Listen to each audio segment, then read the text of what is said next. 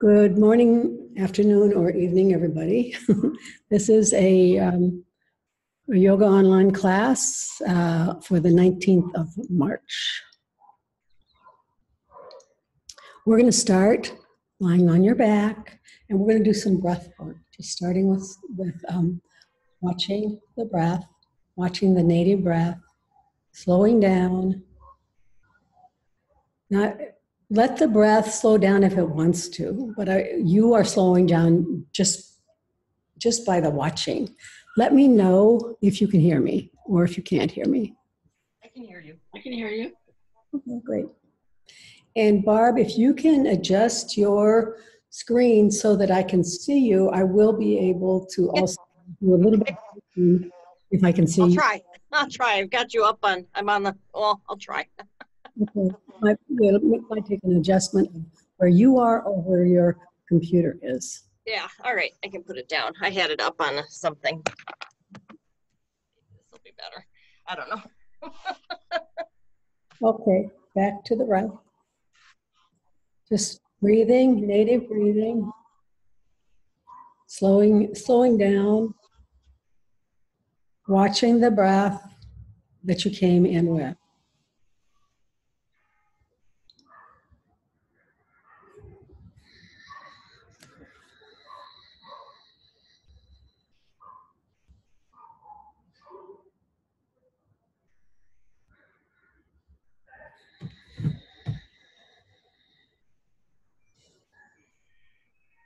Noticing where the breath comes in. Maybe you can notice it at the nose and where it goes out. Just noticing the breath as it occurs.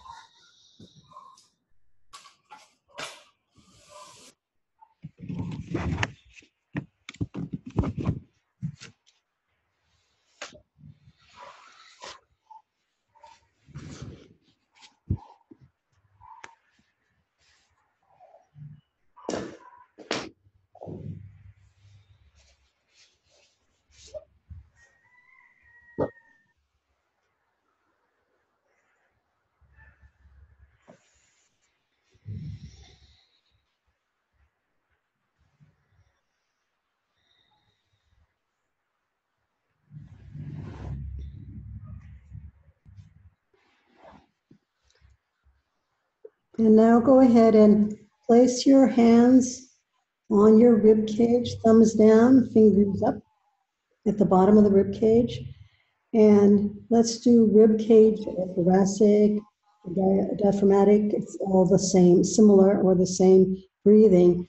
And inhale, have the rib cage expands, and then exhale, and it retracts.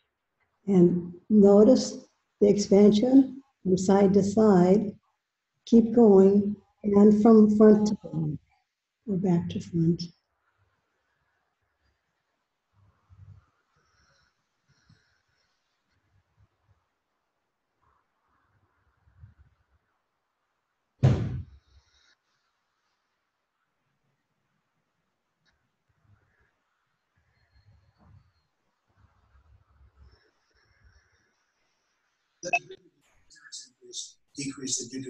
Hi, it's Dana. I have to turn off my TV.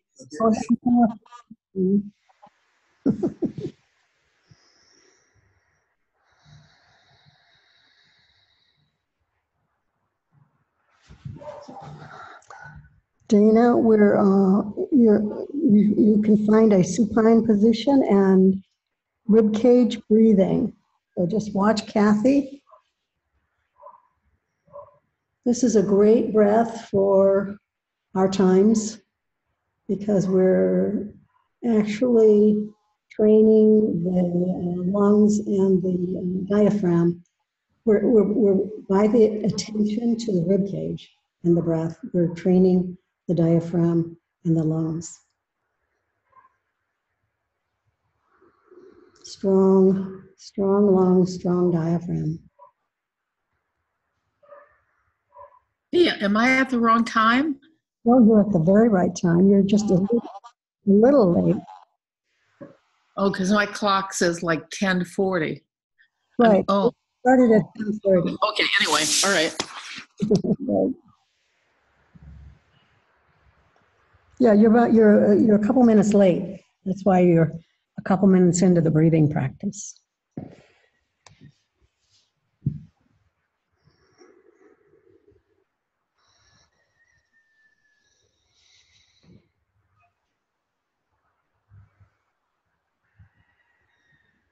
This is a breathing practice that I would suggest that you do as often as you can during the day.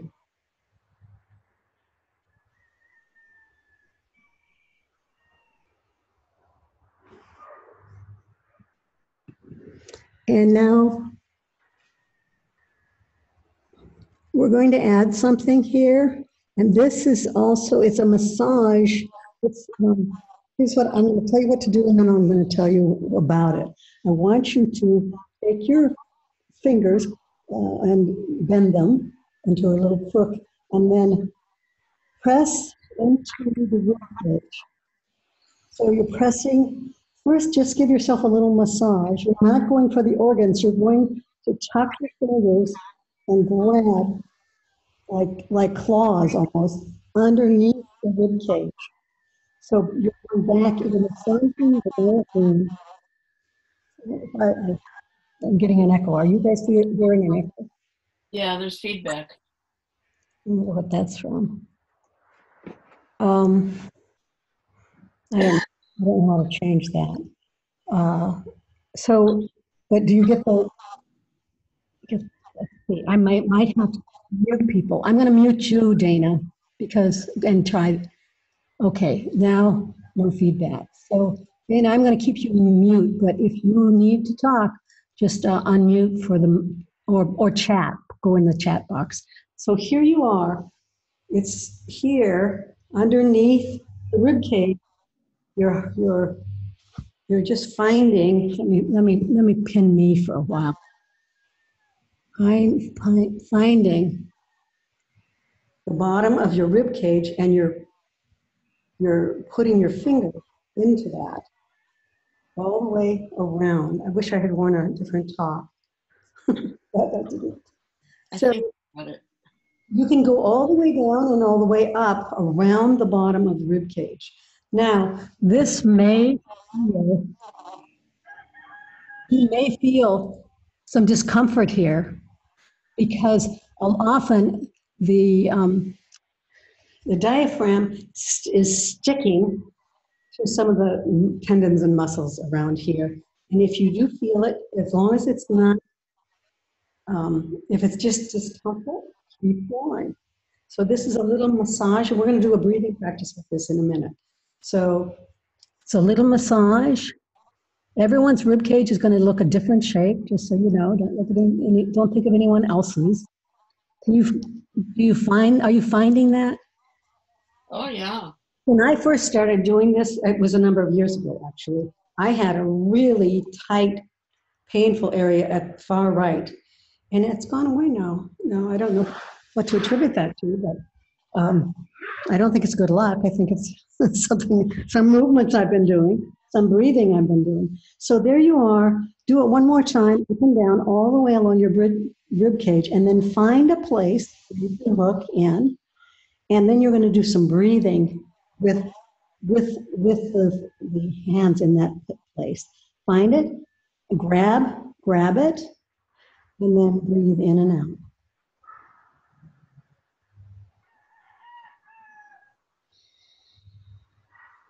And you'll feel the diaphragm moving under your fingers. And the diaphragm will push your fingers away, actually. It'll push them out.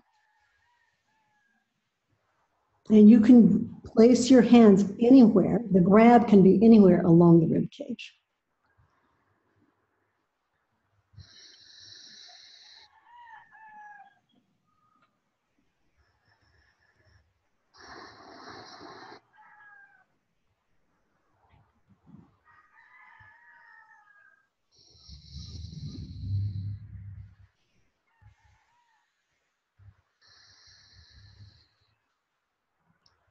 And I would add this to your ribcage breathing practice. And that's going to start to make the diaphragm more accessible and function better.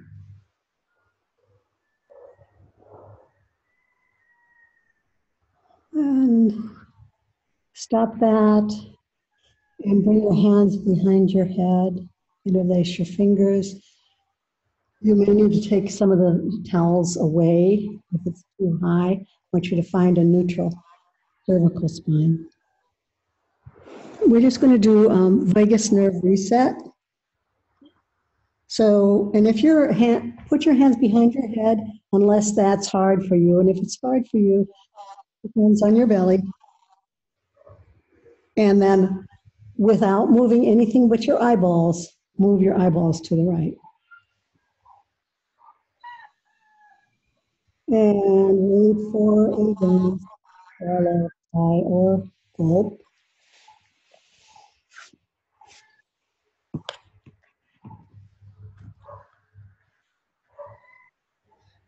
And when that's done, just return to center.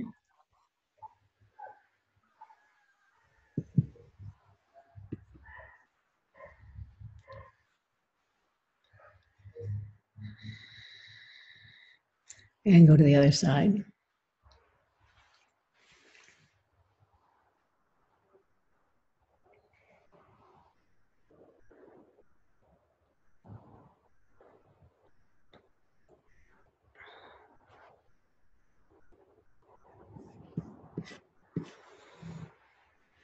And repeat that several times, two sets, two more sets, left and right. No cues.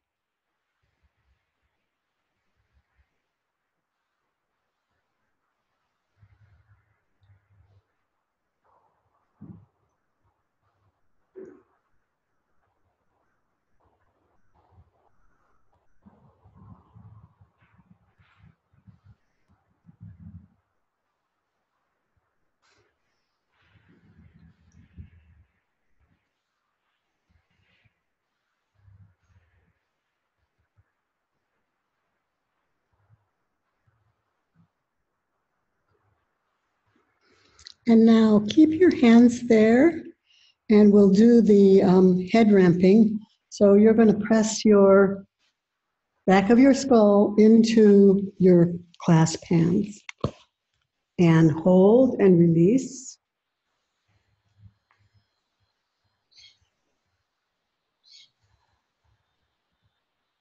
And then repeat.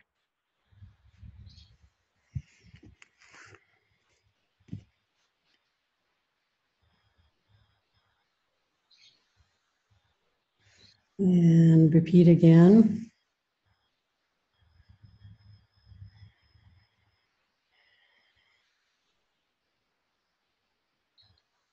And then one more.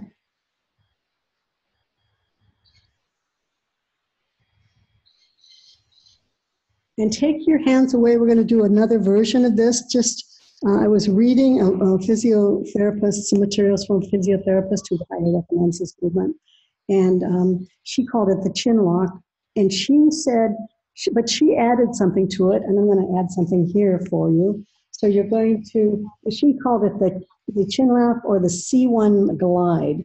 So she talked about the importance of actually going forward, which is about 10 degrees, which is what we do with the head ramp, and then also going backward about 10 degrees. So let me say that this would be perfect to do on your therapy balls if you have any therapy balls. But otherwise, you can do it. Actually, this one? Well, you could try that one, or yeah, you can try that one, or another set of therapy balls, or just a rolled up towel, just so you have some room underneath you. A rolled up washcloth might work too. You need the space to go backwards as well as forward. So that's what you need to find for yourself. And you drop. So you drop the skull forward over C1 about 10 degrees, and then you move it backwards about 10 degrees. So you're claiming both sides of that glide, whereas when we do the head ramping, we're just doing the forward side. Does that make sense to you?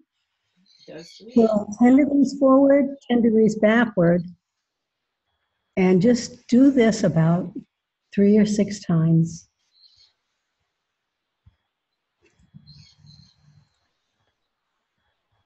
We lost Barb. Well, we didn't lose her completely. I just see her wandering around. Maybe she's getting a ball. Oh. So see if you can get both of those motions rather than just the one. I like this. I may adapt my entire program to make sure that we do both moves. We'll see. We'll see how. I was impressed by the things she said about.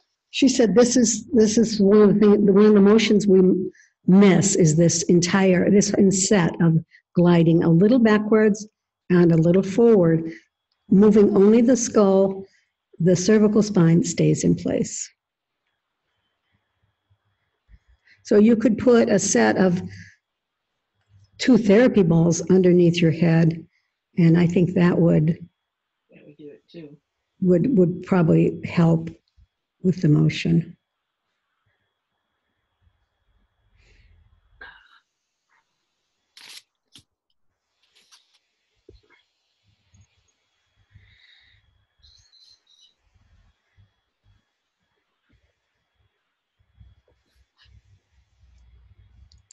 And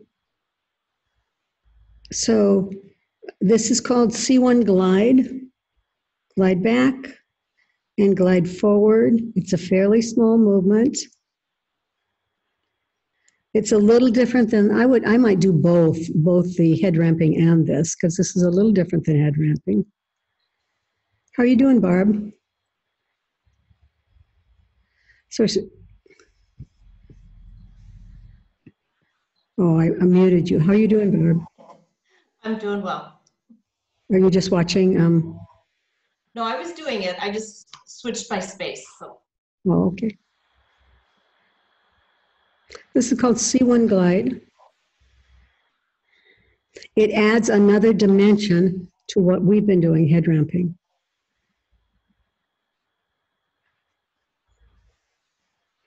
Go ahead and stop that movement. Let's do a hypopressive. Let's do the bridge hypopressive. So you still may need something under your head or not.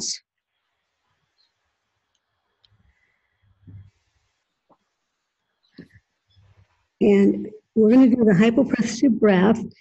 We're going to take 3 breaths and then do hypopressive breath as you lift your hips into a bridge pose and take your arms overhead.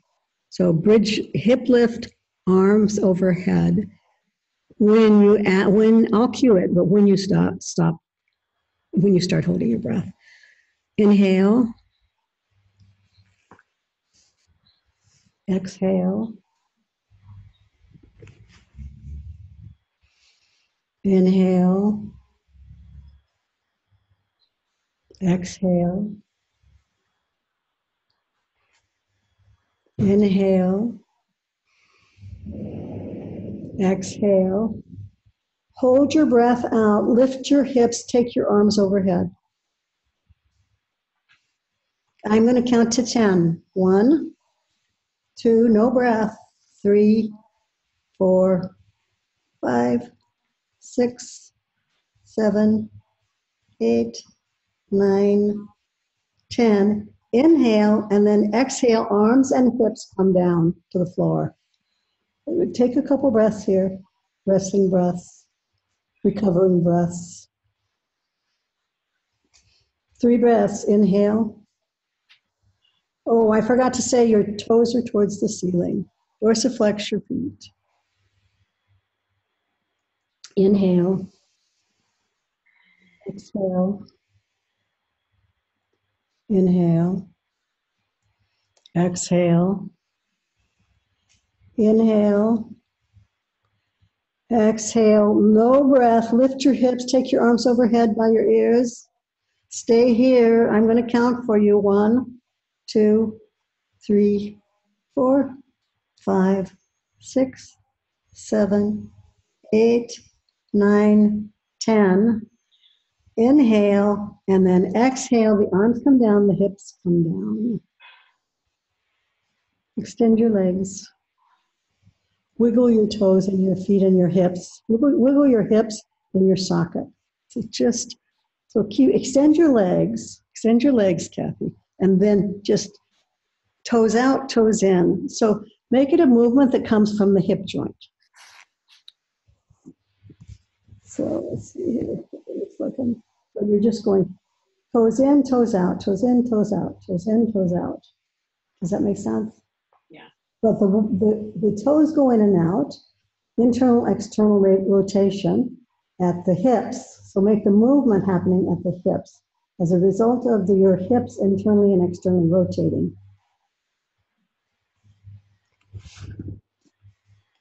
Your toes will go in and out. And make it fast and playful. Then bring the soles of your feet together, and make a diamond also with your hands. So the elbows bend and the arms go overhead,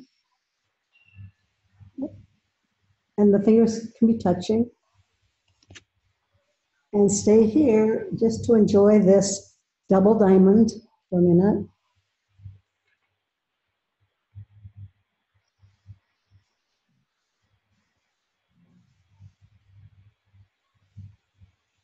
We're going to do a hypopressive from here.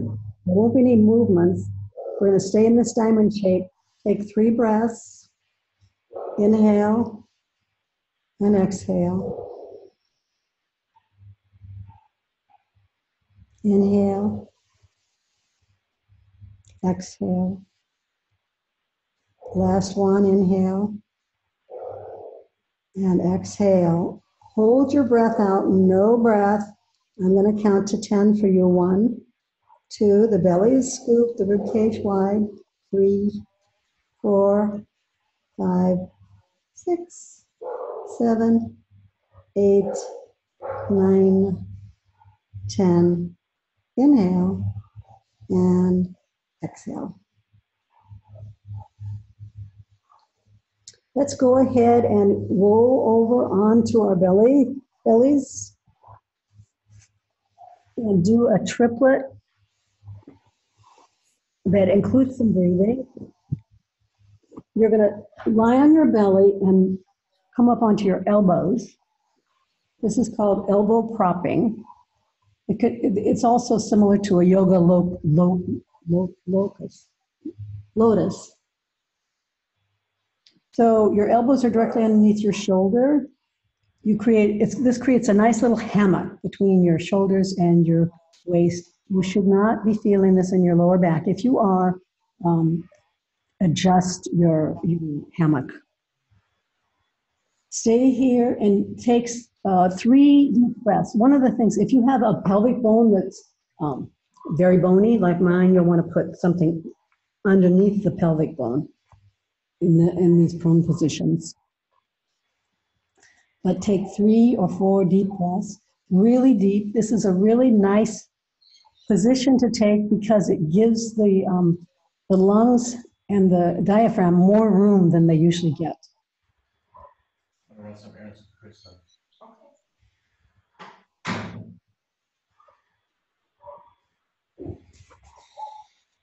Deep breaths.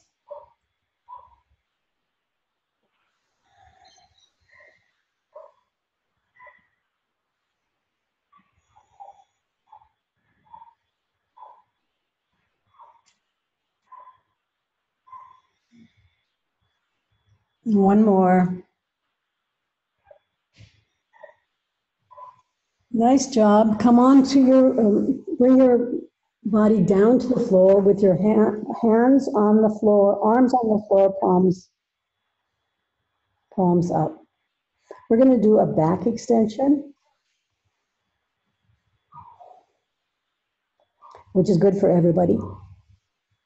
So go ahead and inhale to prepare, and then exhale. lift your head, your shoulders, and your arms, and stay up and take some breaths. Stay up for a couple breaths. And then inhale to prepare and exhale to return to the floor.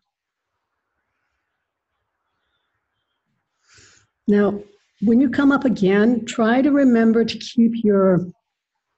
keep looking down and keep your head, your cervical spine, in line with your thoracic spine. So you don't want to hyperextend your neck. Inhale to prepare. And exhale, lift your arms, your chest, your head. Very nice. Stay here. Inhale, or don't inhale. Well, yeah, inhale, breathe, take some breaths. I get to record all my stumbles in this forever.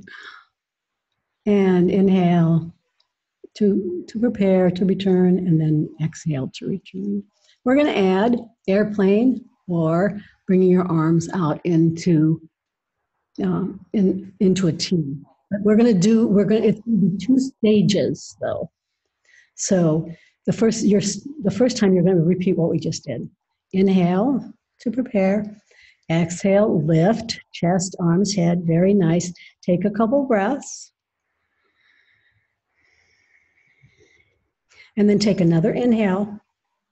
And then exhale, arms come out to the side, palms down. Stay lifted and take some breath. Very nice.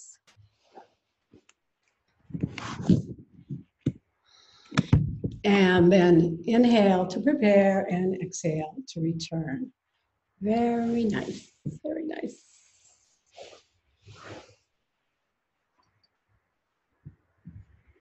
We're going to do one more.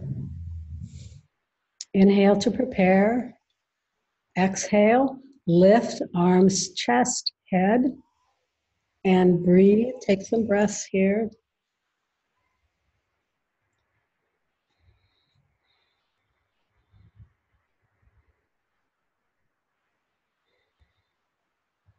And inhale to prepare. Exhale to extend your arms out in a T, palms down. Take some breaths here. Stay lifted. Keep your arms lifted. Chest and head. Breathe one more breath. And then inhale to prepare and exhale to return. Coming to a resting pose, you can either cross your hands and arms in front of you and rest your head on your arms, or you can come into a child's pose, your choice. And stay here and breathe.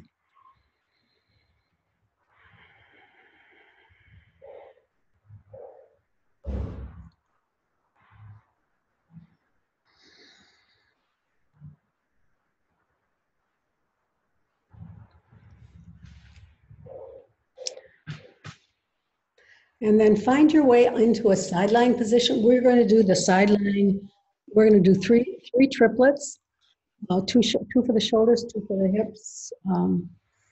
This is a practice I want my students to memorize, actually by repetition. So that's why I repeat it periodically. I'm going to try to do it maybe every other week.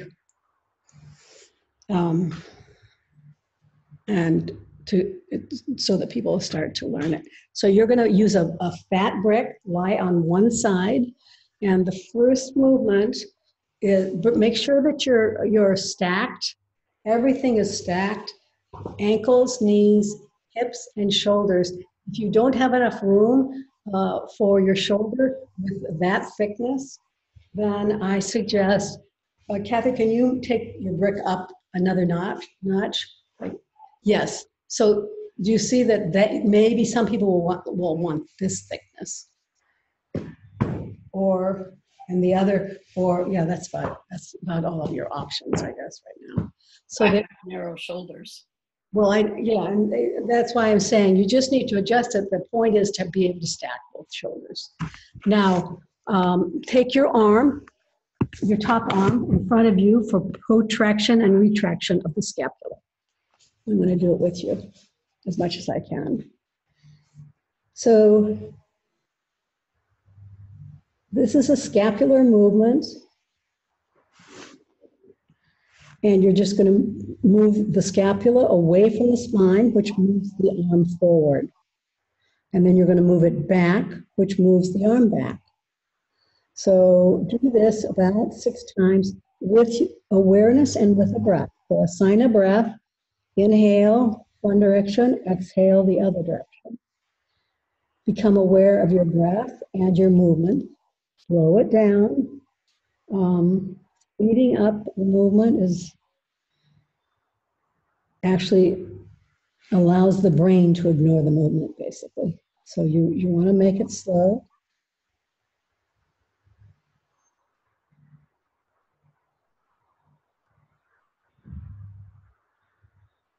Isn't it fun to practice yoga in your own home? You don't have to go out. It's the perfect thing for social distancing.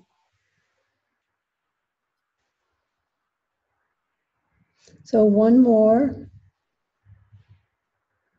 Take your arm up to the ceiling and back. So this movement is a lateral adduction, abduction. You don't have to know the anatomical term. You just open and close the arm, start parallel, and then bring it up to the sky. Open and close, and do it slowly with awareness. Try to keep the movement in the shoulder socket, right there, not to move the torso or the hips or the face. Just isolating the movement.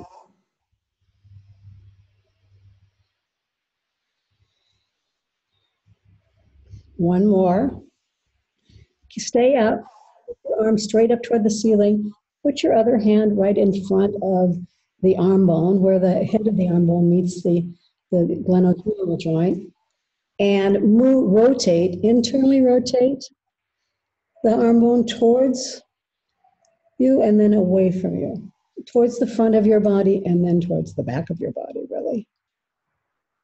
And make sure that the movement happens at the shoulder joint, not the wrist. The wrist and the elbow will move, but it's not the mover.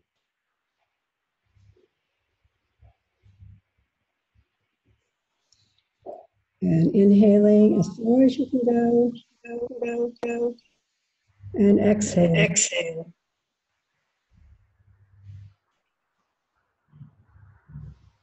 Now I got a neck. Do you guys hear the echo? Yes. Yes. I'm going to mute some of the,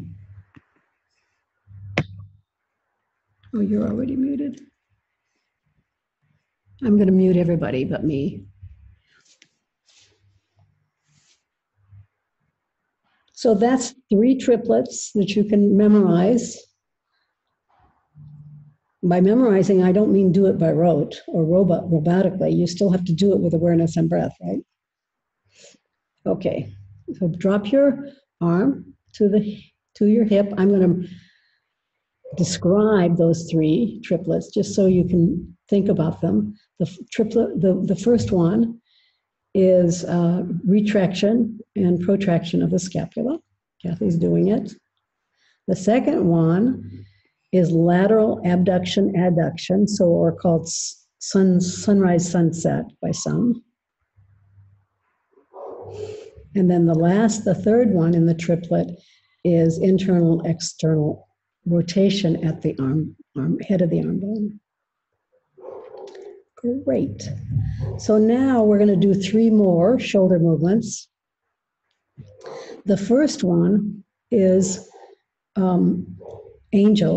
technical angels. And we're going to do 2 different degrees of external rotation at the arm bone. So you start with your arm on your hip and rotate back So externally rotate your arm as far as you can. The other direction, Kathy. That's an internal. Okay. Now, and then the arm goes up, up, up to the ear.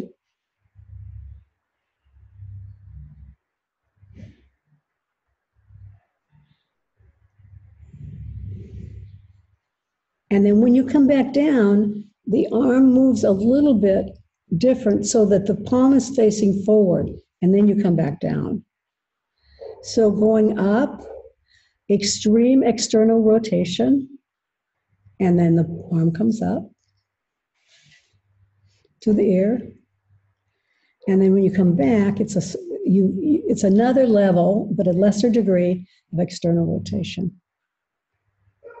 And you come down. So keep this up with those two different locations of the arm bone in the socket, slightly different.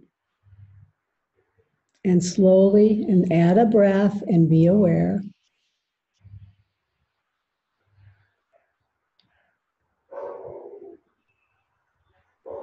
And up you go.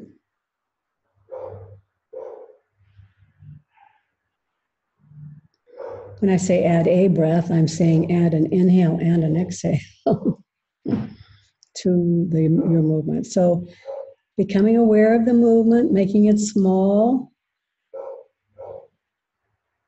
This is very functional movement that allows us actually to lift things overhead. So that's number one. And the next one is one of my favorite, shoulder circles. So Kathy's going to just take her arm back. Oh, go ahead and do it forward's okay. Doesn't matter. And big circle.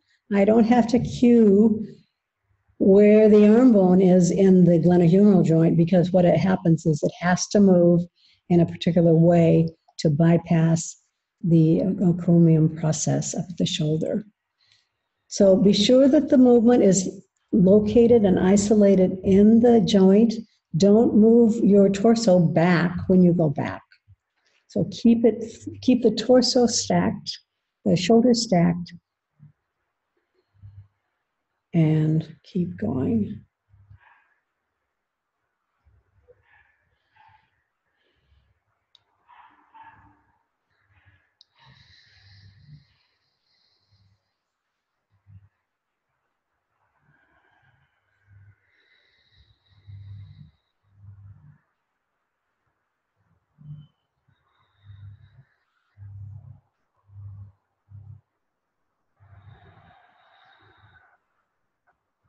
Reverse your circle.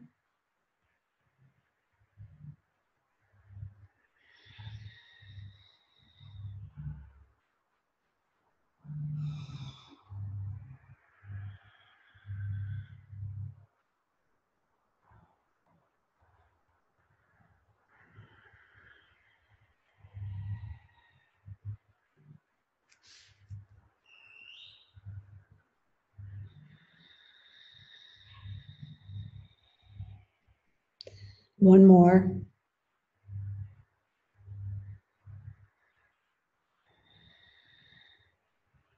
Bring your arm back to your hip. Bend your elbow, your palm facing down, parallel to the forearm, parallel to the floor. This is called a flying pizza, or half a flying pizza. So you're going to keep your elbow tucked into your waist and move your forearm, and by the time you get to the top, the wrist has rotated so the palm is facing your ear. And then you come back down and the palm faces the floor. Now up, palm faces the ear. So this is actually, turns out to be a wrist movement as well as working on the rotator cuff muscles.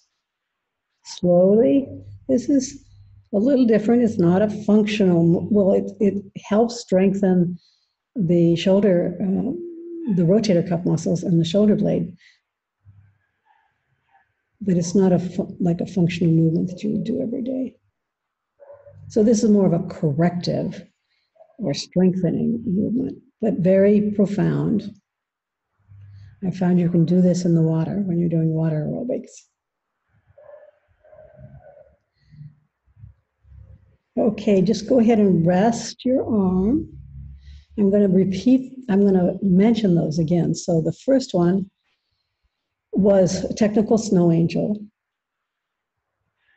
And the second is arm circles. And the third is flying pizza.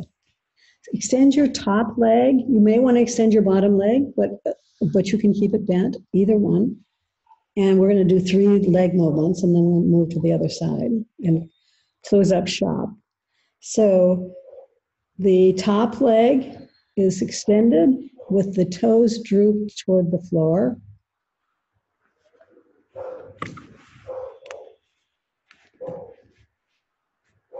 And then you're just going to lift your leg. It's a lift and a lower. Lift and lower. Try to keep the torso and the pelvis out of the picture. They're just stabilizing for you. They're not moving. They're not movers. The hip is moving out to the side. It's actually rotating a little bit.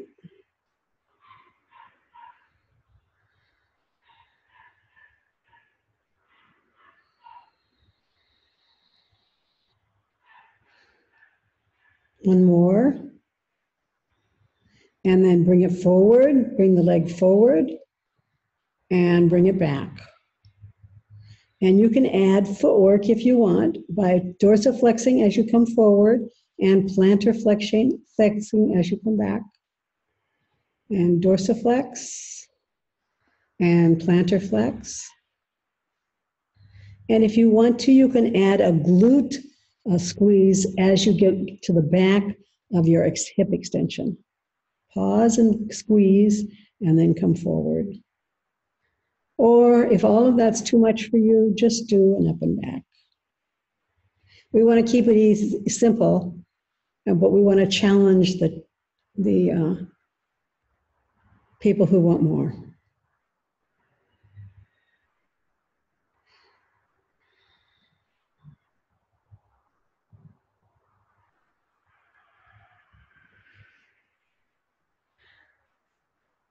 Go ahead, and Kathy, you're frozen. Can you hear me? My internet is unstable. Can you hear me? I don't know what to do about that. Let's see. There. Okay, you're on. Okay, good. So the next thing we're going to do is go ahead and bend your knees. And we'll do clams. So just keep your feet together and then lift your knee towards the sky. Open your knee and close it. And try to keep this movement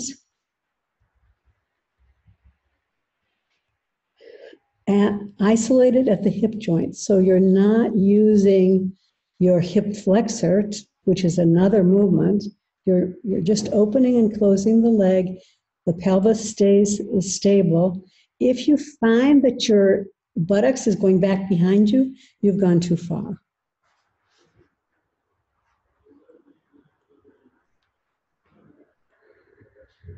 And then pause for a minute to rest, because the next thing we're going to do, and bring your knees a little closer to your face, is a resistance clam. And this is going to be, this will be hard work, basically. Every time you add resistance, you're adding a little bit of work. Put your hand on top of your knee, so that's why you bring your knees forward, and then open up your leg, but resist as you open. So the knee goes up, the hand resists the movement of the knee, and then the knee comes down, but resists the downward movement. The hand pushes the knee down. So up you go. The hand is always resisting the knee is always resisting the hand. You should feel this in the glutes. mainly. Make it slow and make it, you don't want to wear yourself out. You want to build strength in your glutes, because one of the things that happens is we have glute amnesia because we sit so much. So this will actually counteract that, this movement. And there you go, one more. And stop, and flip to the other side. Everybody flip to the other side. We're running a little, well, I think maybe we'll be okay. We might be a few minutes late closing. Okie dokie. Let's start with scapula, protraction, retraction. So find your position and then go ahead and move the scapula away from the spine, and the arm moves forward, and then move the scapula back towards the spine, and the arm moves back. So keep going backward and forward. With the scapula. So the scapula is designed to move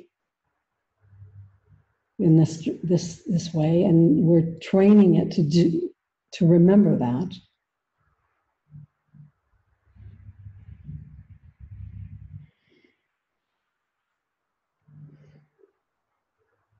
Protraction and retraction. A couple more times.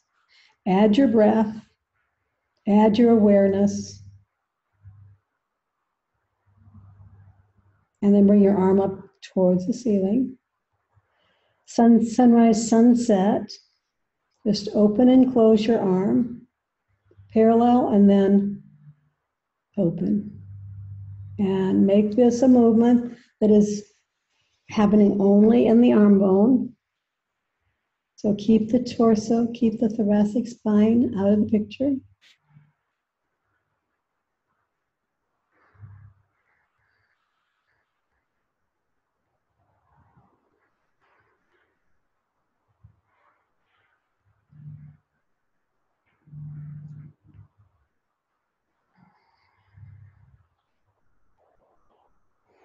And then go ahead and bring your arm back up for internal, external rotation.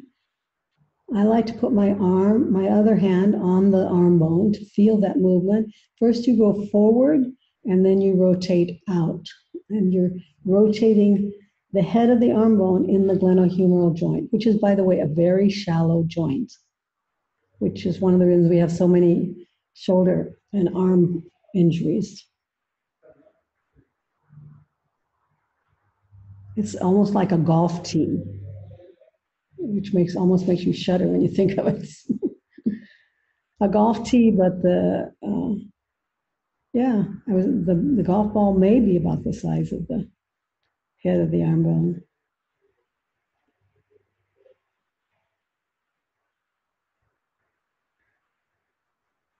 Internal and external.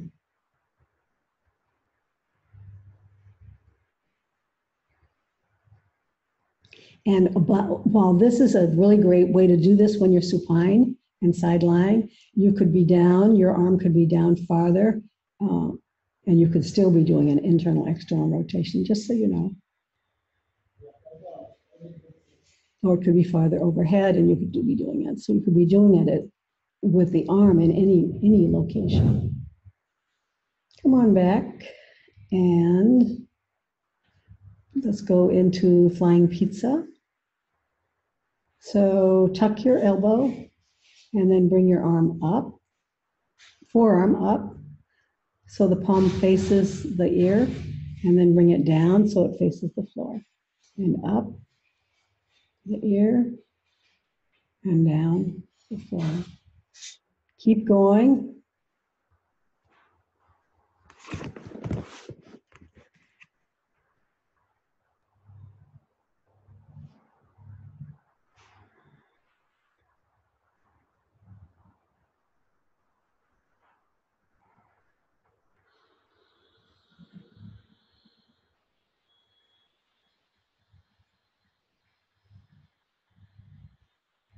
and stop. Go ahead and rest your hands on your hips. And we're going to do the next three. So first is technical snow angels. So you're going to externally rotate as far as you can so your palm is up toward the ceiling, and then bring it up by the ear. And then change the rotation a little bit so the palm is facing forward, and come back down. And up you go.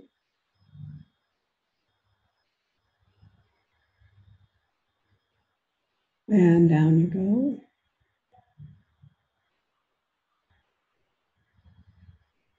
And repeat.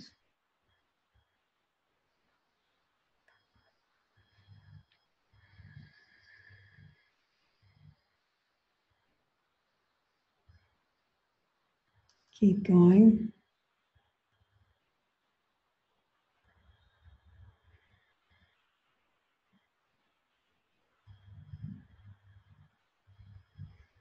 Couple more times.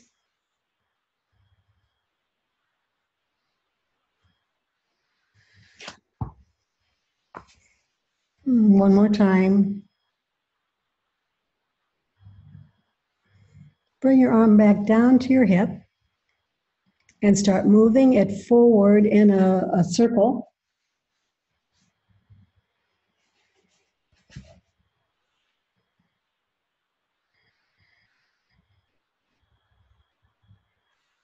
Keep the shoulders stacked.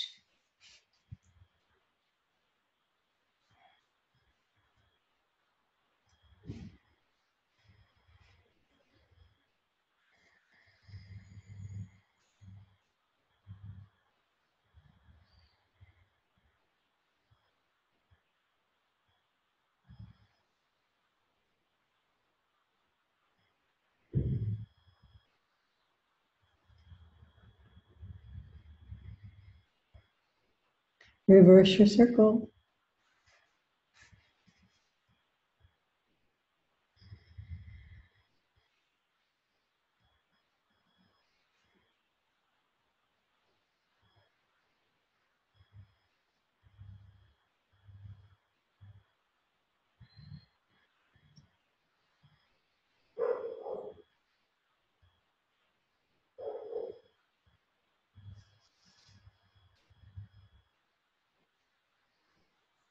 And stop. What's next? What did I do? Yeah, this is what's next. Flying pizza. So go ahead and bend your elbow, keep your elbow tucked in, and then bring your forearm up and face your palm to your ear. So it's a rotation at the wrist. So this is a little unusual. See, I'm not asking you not to move the wrist this time. That's because I'm not focusing on the shoulder joint.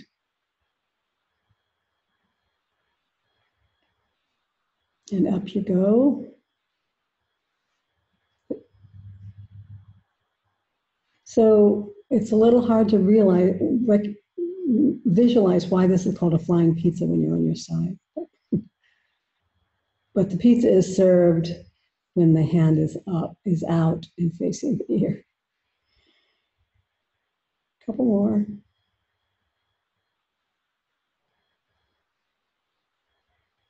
And come on back. Straighten the leg, top leg. Droop the toes and lift your leg.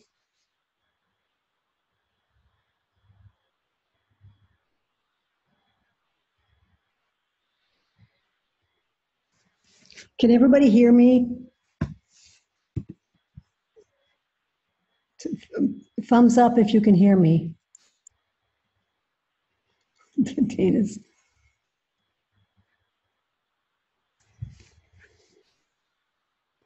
I only saw Kathy's thumbs up, so I'll take it that everybody can hear me. Next, flexion, extension of your straight leg. You bring it forward and you bring it backwards. Try not to move the torso or the pelvis, This is just the leg bone moving in the hip joint. Forward, you can dorsiflex, backward, plantarflex. If you want to, you can pause upon your extension and squeeze your glutes.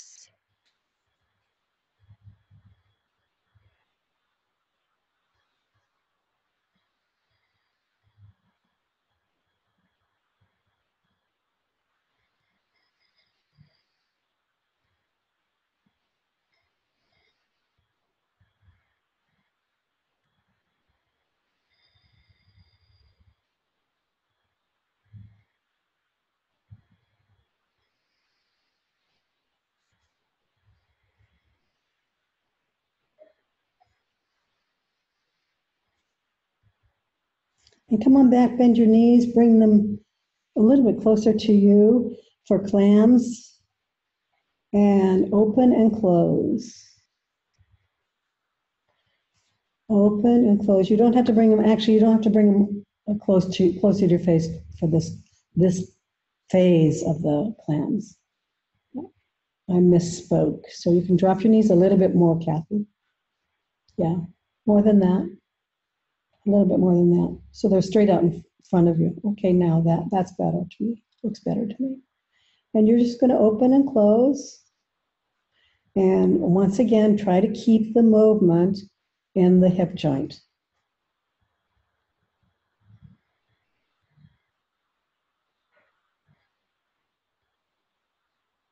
And up and down you go.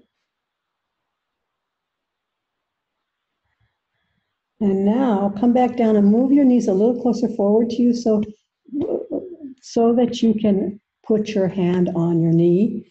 We're going to do resistant clams. So remember, this time the knee resists the hand and the hand resists the knee. So when the knee is going up, the hand is resisting the upward movement, and when the knee is going down, the hand is winning. So you can think of it that way too. The knee wins, the hand wins. Don't make it too difficult, or you'll wear yourself out. But this is a resistant movement. You should feel it in the glutes, especially. Although I feel mine also in my quads. Just a couple more. Resistant clams.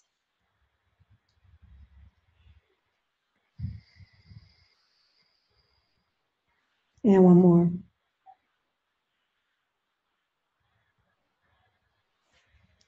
And go ahead and find your way onto your back.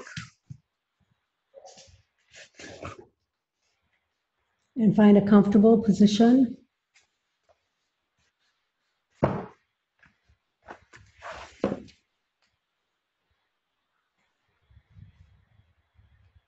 Warm and comfortable.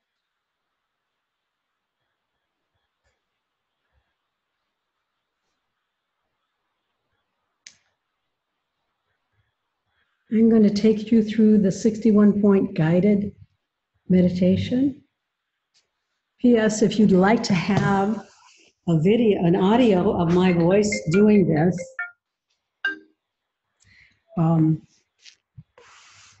just ask me.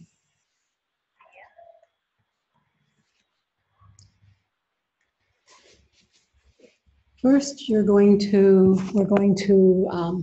watch the breath, so pay attention to your breath.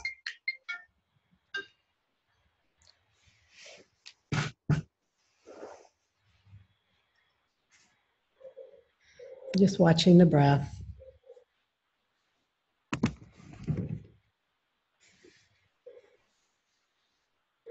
And then bring your awareness to the center of your eyebrows, center of your throat, right shoulder, elbow, right thumb, second finger, third finger, fourth finger, fifth finger, right wrist, elbow, right shoulder, center of your throat, left shoulder, elbow, wrist, left hand thumb, second finger, third finger, fourth finger, fifth finger, left wrist, left elbow, shoulder, center of your throat, spiritual heart center, right side of your chest, heart center, left side of your chest, heart center, navel center, center of your pelvis, right hip, right knee, right ankle, right big toe, second toe, third toe, fourth toe, fifth toe, right ankle, knee, hip, center of your pelvis, left hip, left knee, ankle, left big toe, second toe, third toe, fourth toe, fifth toe, left ankle, knee, hip, center of your pelvis, navel center, heart center, center of your throat, center of your eyebrows. This completes the 61-point guided meditation. Take some breaths.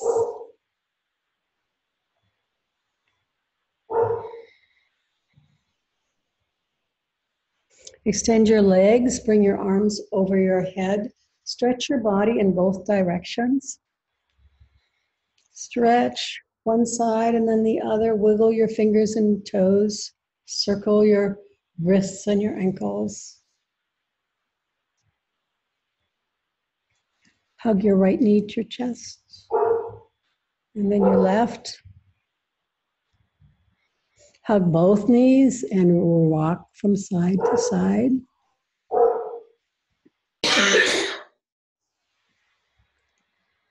And then roll towards me. There's the camera. Stay here. Don't get up too soon. And then use your top hand to bring yourself up to seated. Just find a comfortable floor-seated position. Close the class with namaste. Bring your palms together. Glide your skull over C1. C1 glide. Forward. And we'll close the class by saying to each other, namaste.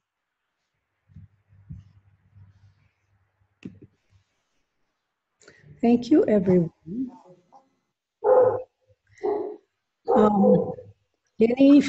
Before we go, any feedback? Could you hear me? I was a little concerned about whether you could hear me.